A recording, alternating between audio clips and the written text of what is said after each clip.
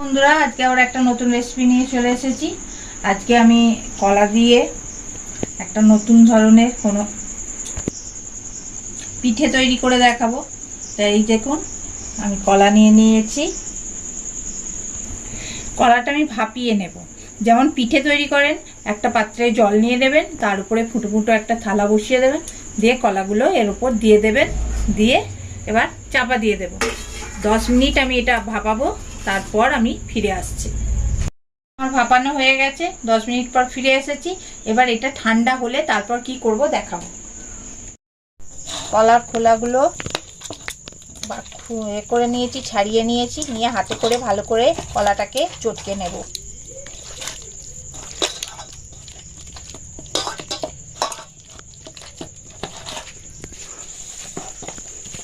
দেখুন, এটা ময়দা দিয়ে কলাটাকে ভালোভাবে মেখে নিতে হবে।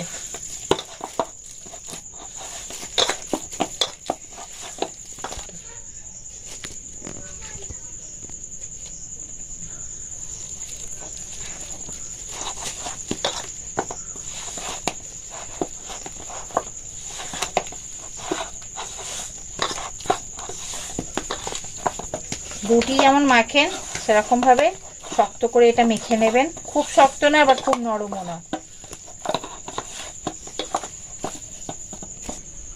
দেখুন, আমার মাখা হয়ে গেছে। এটা এবার কিছুক্ষণ 8 ঘন্টার মতন রেখে দেবো চাপা দিয়ে।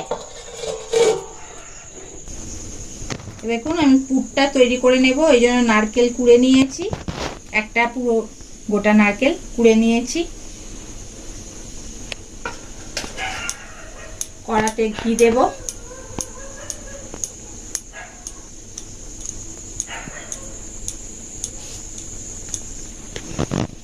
ঘিয়ের মধ্যে এবার আমি নারকেলটা দিয়ে দেব।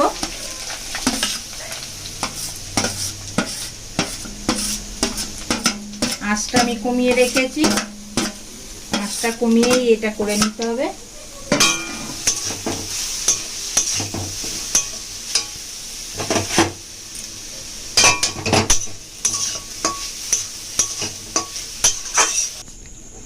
এই যে কাজু আর কিশমিশ কুচিয়ে রেখে দিয়েছিলাম, সেটা দিয়ে দেব।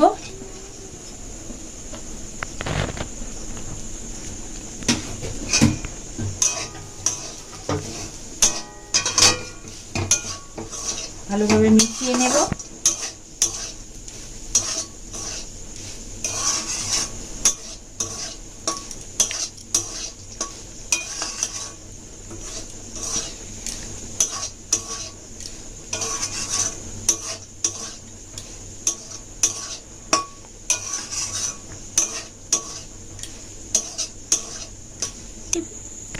এই দেখুন, বড় বাটির হাফ বাটি আমি চিনি রেখে দিয়ে দিলাম এর মধ্যে।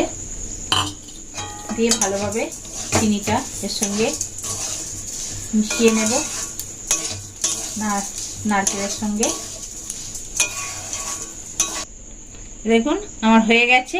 এরকম ভাবে একদম মানে শক্ত করতে হবে না খুব, এরকম একটু চিনিটা গলে গেলেই তারপরে নামিয়ে নিতে হবে। এটা হয়ে গেছে, তারপর কি করব পরে দেখাচ্ছি।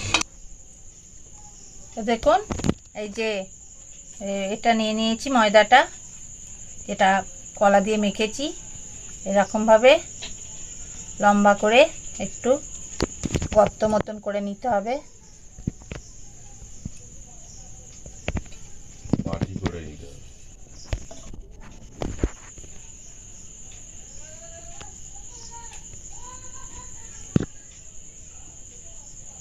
এরকমভাবে মুড়ে নিতে হবে ভালোভাবে, যেন পুরটা না বাইরে বেরিয়ে যায়।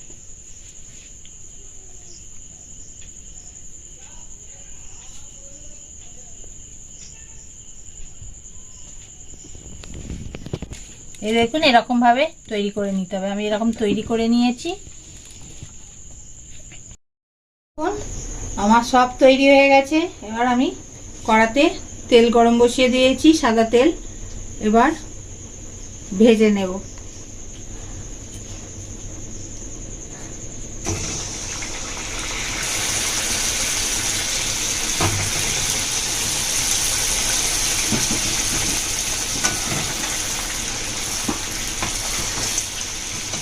হলে তারপর এক পিঠ উল্টে দেবো।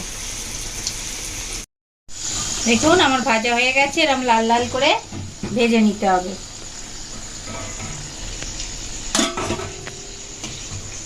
তুলে নেব।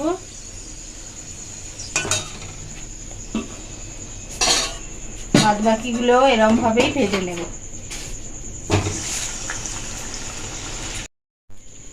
দেখুন আমার ভাজা হয়ে গেছে, এরকম ভাবেই ভেজে নিতে হবে লাল লাল করে।